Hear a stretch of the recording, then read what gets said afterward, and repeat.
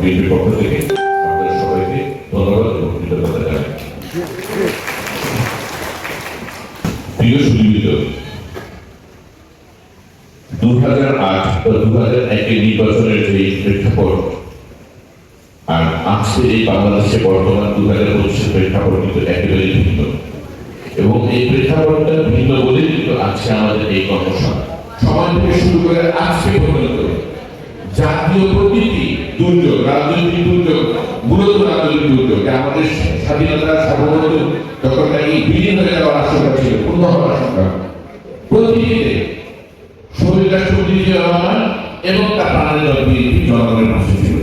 26শে March যেখানে নাকি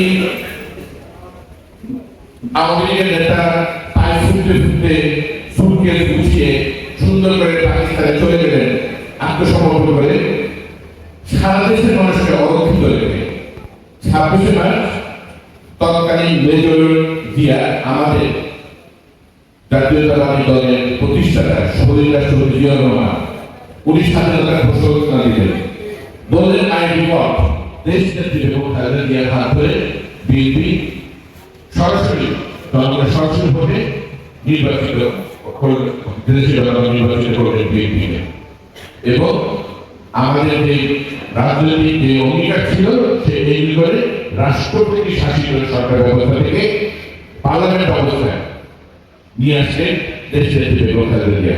এই 24শে গণ অভ্যুত্থান, ছাত্র জনতার গণ অভ্যুত্থান, দেশ তারেক রহমানের সুচিন্তিত নেতৃত্বে লাগাতারভাবে 17 বছর কিন্তু আপনারা আমরা এদেশে বিএনপি সকলে আমরা আন্দোলন করেছি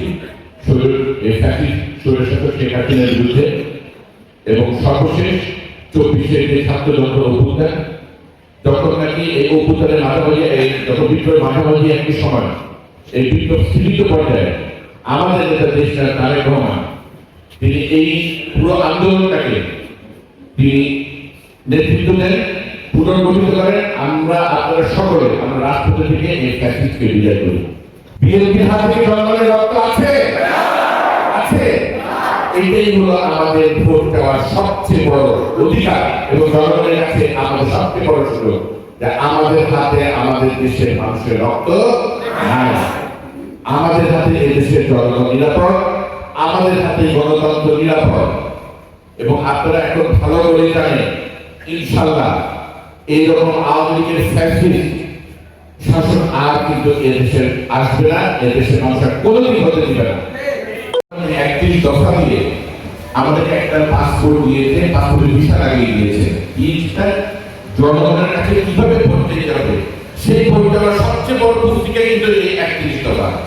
কিন্তু এটা আমরা অনেকে বুঝি না, অনেকে সালিশে বেশি মনোযোগ দিই, অনেকে ঠান্ডাবাদে বেশি মনোযোগ দিই, দলের কাছে আমাদের মনোযোগ দেন।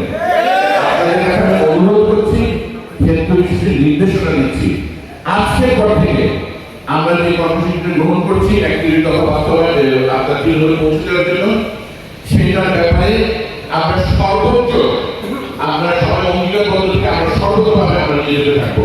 আপনাদের আমার সাথে একমত?